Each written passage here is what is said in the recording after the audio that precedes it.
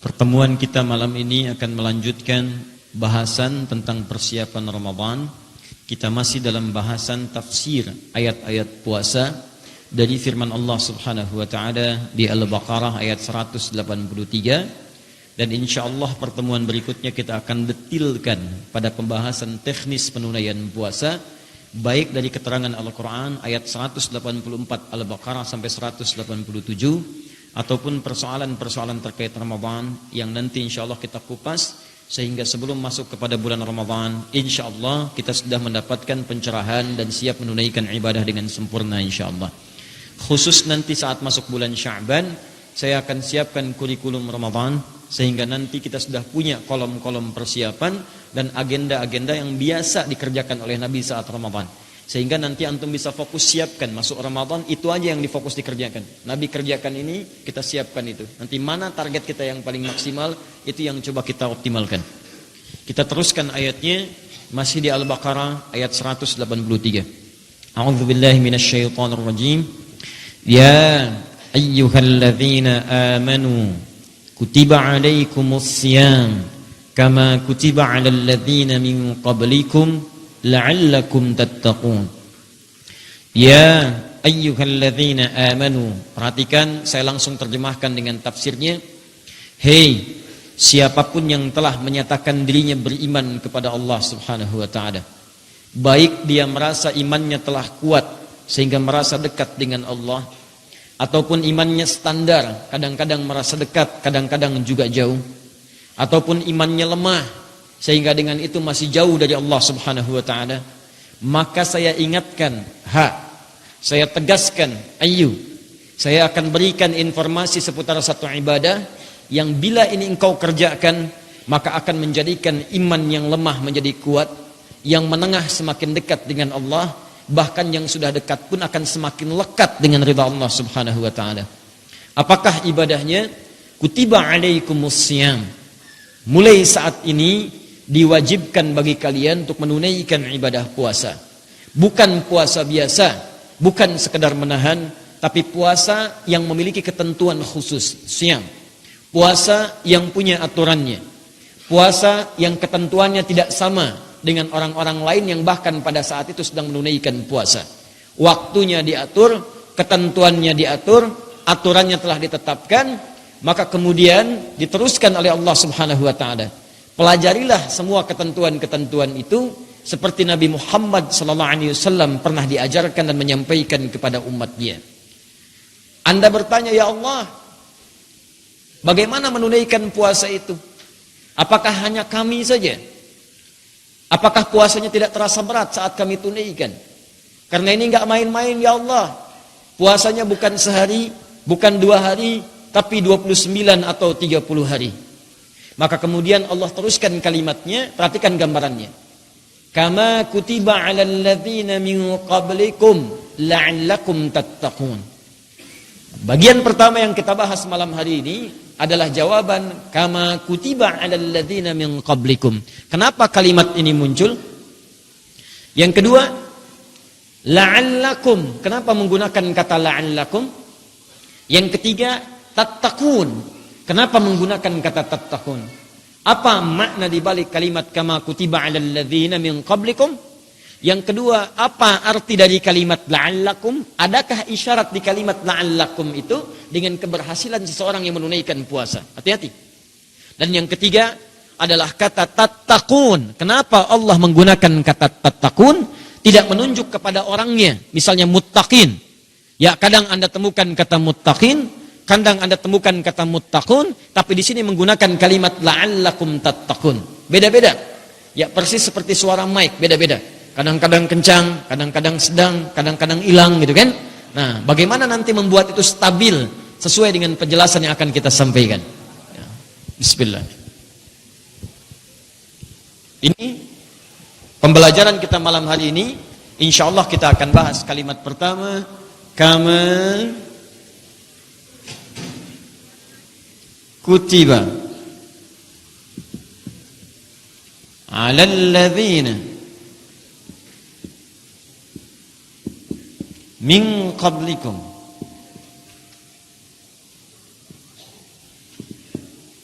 Satu. Setelah itu kita kemudian teruskan dengan kalimat la'allakum. Harfut taraji. Dua. Kemudian yang terakhir tattaqun. Kita belajar setiap kalimatnya supaya Anda mengerti. Maksudnya seperti ini. Selama ini kita cuma baca di mushaf. Seperti halnya orang-orang dulu diwajibkan supaya dengan puasa itu kalian bisa meningkatkan takwa. Itu kalimat terjemahan, maknanya baru umum. Seperti apa makna detailnya, itu yang coba kita kemudian maksimalkan. Baik, untuk yang ini, teman-teman sekalian. Ini dalam ilmu gramatikal bahasa Arab, di ilmu nahwu. Ini kalimat ini, rangkaian kalimat dalam bahasa Arab disebut jumlah namanya. Jumlah itu kumpulan-kumpulan unsur-unsur kalimat. Ya, misal, ini ada kata kerja ini ada huruf, ya, ini ada huruf, ini ada kata benda, ya, ini ada huruf lagi, ini ada dzaraf. Jadi semua jenisnya kata kerja, kata benda, huruf kalau disatukan itu disebut jumlah namanya. Paham? Gabungan antara unsur kalimat disebut apa? Jumlah. Ini jenis gabungan unsur seperti ini di ilmu nahwu diistilahkan jumlah i'tiradiyah. I'tiradiyah.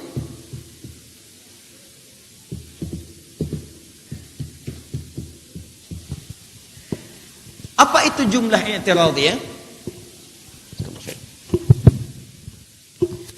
Jumlah i'tiradiyah, fokus baik-baik, adalah rangkaian kalimat yang dimunculkan dalam satu informasi untuk menunjukkan beberapa fungsi, beberapa makna. Di antara maknanya yang sering digunakan dalam Al-Quran, satu, adalah untuk menguatkan informasi yang dengan penguatan itu informasi bisa diterima dengan sepenuh keyakinan dan suasana tenang. Untuk menguatkan satu informasi yang dengan penguatan informasi itu, orang yang menunaikan atau menerima informasi itu semakin merasa yakin dengan informasi yang dimaksudkan. Yakin. Biasanya kalau sudah yakin semangat menerimanya atau menunaikan perintahnya. Yang kedua, juga dia punya tujuan memberikan ketenangan bagi orang yang menerima informasinya. Ya. Memberikan ketenangan. Kadang-kadang ada yang bentuknya keterangan umum. Kadang-kadang spesifik disebutkan informasi atau kisahnya. Yang dengan menyebutkan keterangan umum ini, atau informasi kisah yang detil, meyakinkan pada penerima informasi, ya, bahwa dengan keyakinan itu dia yakin menunaikan ibadahnya, atau juga tenang hatinya untuk menunaikan, atau merasa kuat untuk menunaikan informasi yang disampaikan, baik bentuknya perintah ataupun larangan. Dalam konteks puasa, perhatikan baik-baik. Ketika Allah mengatakan, hei orang-orang beriman, mulai saat ini kalian wajib puasa ya. Anda bayangkan teman-teman, orang belum pernah puasa, dalam konteks jangka waktu yang panjang, puasanya biasanya Senin, puasanya biasanya Kamis, atau 10 Al-Muharram, atau nunggu di waktu khusus, tiba-tiba diminta puasa 30 hari. Maka ketika orang baru pertama menerima itu, belum tentu semuanya tenang. Ya, ada yang mungkin merasa mengatakan, aduh saya sanggup nggak ya? Yakin nggak nih saya bisa nih? Makanya diturunkan oleh Allah sebuah kalimat jumlah, rangkaian kalimat untuk menguatkan. Hei, kalian harus yakin, bukan kamu aja yang pernah puasa, orang dulu pun pernah saya wajibkan. Jadi kalau orang dulu sanggup, kenapa kamu nggak sanggup? Kalau orang dulu bisa puasa, kamu harus menunjukkan kamu bisa lebih hebat dibandingkan mereka yang sudah pernah puasa. Biasanya kalimat-kalimat semacam ini digunakan oleh Al-Quran untuk memberikan motivasi kuat dan memberikan ketenangan kepada jiwa supaya kita semangat menunaikan ibadah. Jadi kalau Anda paham bukan Anda saja yang mengerjakan itu, jadi akan ada nuansa ketenangan saat mengerjakannya. Jadi lebih ringan kelihatannya. Oh, ternyata bukan saya aja. Orang dulu juga pernah puasa. Lalu dikisahkan oleh Nabi. Ternyata orang Nasrani itu pernah puasa. Dikasih oleh Allah 30 hari. Betul, 30 hari. Sebelumnya Yahudi, sama-sama 30 hari. Cuman Yahudi itu nakalnya luar biasa. Diminta 30 hari. Kalau hari puasa sebanyak 30 hari itu sebulan, itu datangnya di musim panas, dia pindahkan ke musim semi atau musim dingin. Ya, kami yang pernah tinggal di Timur Tengah sudah sangat memahami. Puasa itu dibagi dua istilah. Kalau jatuh di musim dingin disebut puasa nikmat. Kalau masuk di musim panas disebut puasa ibadah. Kenapa? Musim dingin subuhnya jam 7. Subuh jam 7, maghribnya jam 5 atau setengah 6. Nikmat. 17.30. Musim panas, subuh paling cepat jam 4. Maghribnya jam 8. Ibadah. Nah, dulu diwajibkan Yahudi ada puasa 30 hari juga. Cuman mereka mengadukan kepada Allah, ya Rabb, khusus yang puasa di musim panas, mohon toleransi, kami pindahkan aja ke musim dingin. Atau musim semi, sebagai kompensasinya kami tambahkan 10 hari sebagai ganti. Itu asalnya. Anda akan lihat buku-buku sejarah, saya sudah tuliskan di buku saya yang tentang makna ayat puasa. Jadi asalnya 30 hari, mereka kalau datang musim panas itu mereka pindahkan ke musim dingin. Kompensasinya mereka nawar tambah 10 hari. Jadi bikin-bikin sendiri. Bukan Allah yang ditetapkan cuma mereka ganti. Akhirnya dikenal dengan puasa 40 hari. Nah, ini dia. Zamannya kemudian Nabi Isa ada juga puasa 30 hari. Makanya kalau antum lihat di Yahudi sekarang ada puasa, itu warisan-warisan yang dulu. Di Nasrani ada puasa. Yang lain ada puasa juga, ada puasa. Bahkan di Nasrani saat itu, di awal-awal kemudian Nabi Isa alaihissalam puasa, itu masih ringan. Teman-teman, jadi masih boleh makan yang ringan-ringan, yang berat-berat gak boleh. Yang ringan-ringan masih boleh dimakan, kerupuk ringan, boleh. Ya. Minum masih boleh. Yang berat-berat itu yang ditahan. Sampai ada sebagian minta bahkan, ini biasa, tahan aja yang ringan. Sampai ada sebagian rahib-rahib itu, dari kalangan ahli kitab, saking nikmatnya mereka puasa, sampai mewajibkan diri sendiri, malamnya pun puasa juga. Di antara mereka. Ya, disebut dengan rahbaniyah, ada orang-orang rahib-rahib, mengatakan kami sudah menikmati puasa. Jadi mereka mewajibkan sendiri malamnya puasa. Itu nanti yang kemudian di masa Nabi Muhammad SAW, sebagian sahabat merasa, jangan-jangan puasanya seperti orang-orang Nasrani dulu sampai malam mereka puasa. Maka turunlah kemudian Quran surah kedua ayat 187.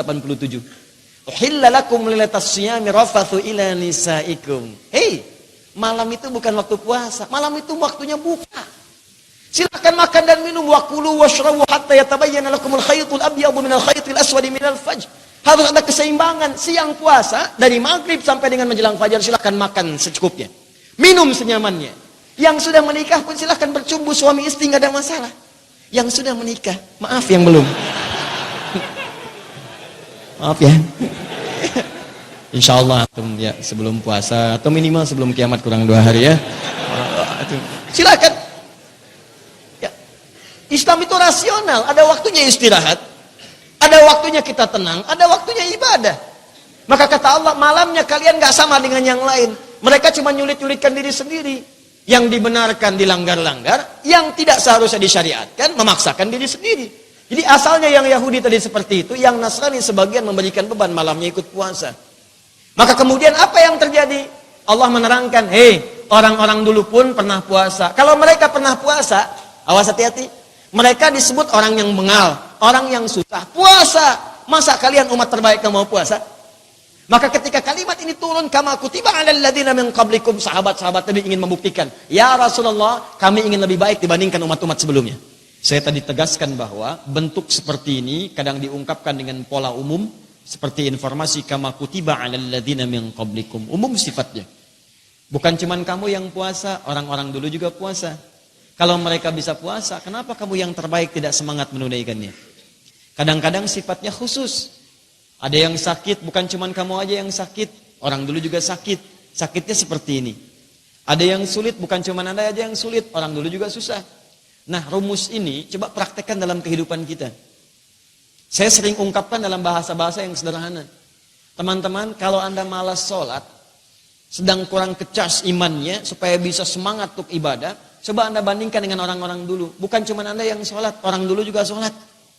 Bandingkan.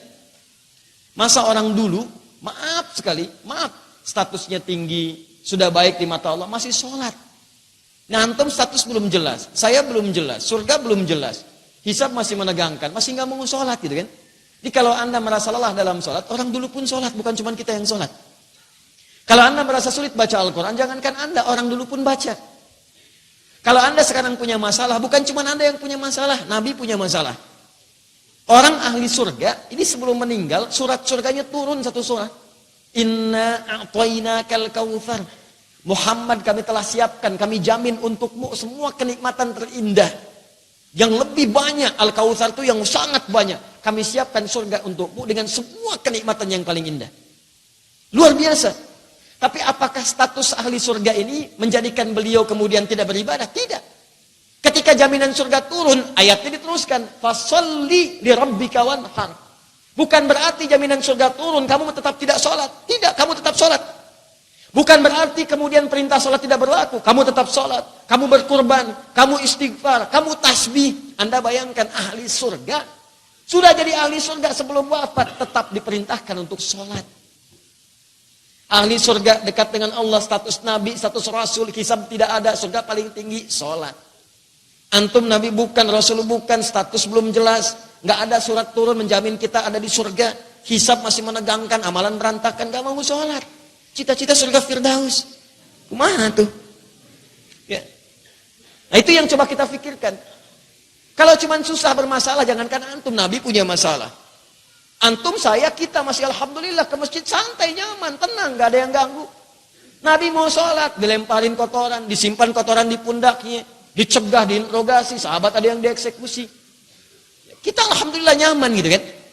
Jadi kalau antum merasa punya masalah, tuliskan dalam catatan antum, bukan cuma kamu saja yang bermasalah, orang dulu pun ada yang bermasalah. Kalau terlilit utang, bukan cuma saya aja yang berutang, orang dulu pun ada yang terlilit utang. Maka ayo semangat untuk selesaikan sebelum kembali wafat kepada Allah Subhanahu wa taala. Jelas ya? Dan jangan mengeluh, mengeluh tidak menyelesaikan persoalan. Di setiap Anda dihadapkan pada suatu perintah, larangan atau bahkan ujian, keluarkan ujian-ujian yang serupa pada kalangan orang-orang dulu. Pelajari cara mereka menyelesaikannya, itulah cara terbaik kita untuk mengikuti manhajnya. Kalau sakit, keluarkan amalan orang dulu yang pernah sakit. Kalau ada ujian di pekerjaan, keluarkan ujian orang-orang dulu yang di pekerjaan. Kalau ada ujian di kalangan sosial, di rumah tangga, keluarkan masalah-masalah orang dulu. Bagaimana mereka beramal untuk mendekat kepada Allah. Itu cara terbaiknya.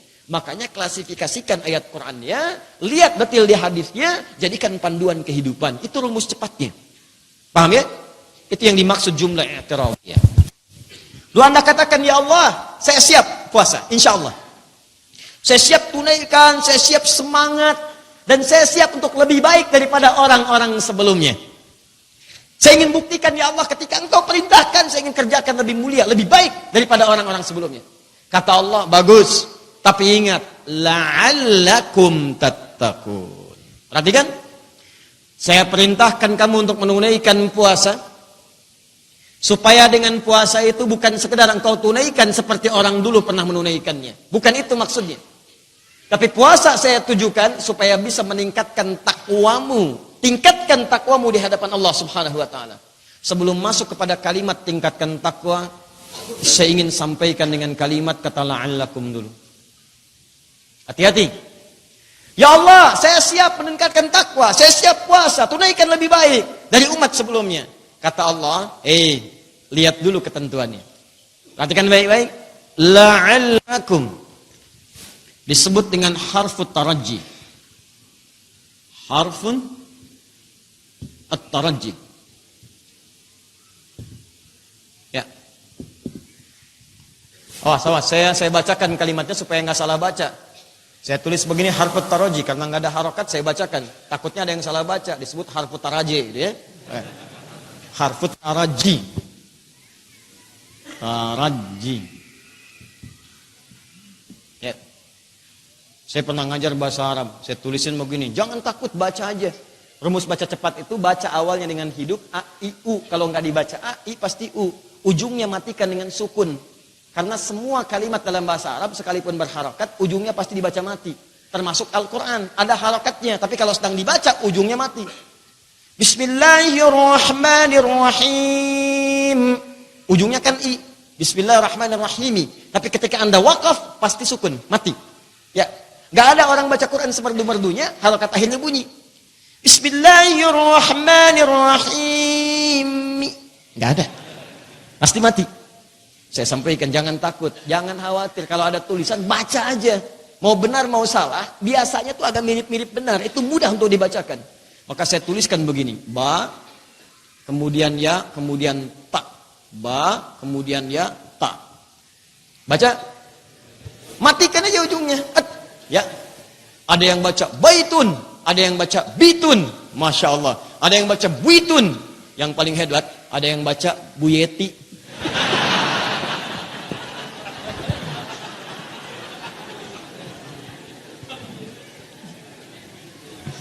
Aduh, ya Allah. Dunia. Harfut taraji. Apa itu harfut taraji? Ya lihat-lihat. Ini kata la'allakum punya dua unsur. Asalnya la'alla dan kum plus kum. Kum menunjuk pada objek yang diperintahkan semua tanpa kecuali. Ya mukhatab dalam ilmu nahwu. Ya, la'alla ini yang disebut harfu taraji'nya. Harfu taraji' itu adalah huruf yang menunjukkan pada satu harapan yang ingin diraih. Huruf yang menunjukkan pada satu harapan yang ingin diraih dan tidak memungkinkan itu diraih kecuali dengan kesungguhan. Huruf yang menunjukkan pada satu harapan yang ingin diraih dan tidak memungkinkan itu diraih. Jadi Anda mengharapkan sesuatu tapi nggak mungkin itu diharapkan diraih kecuali dengan kesungguhan, serius.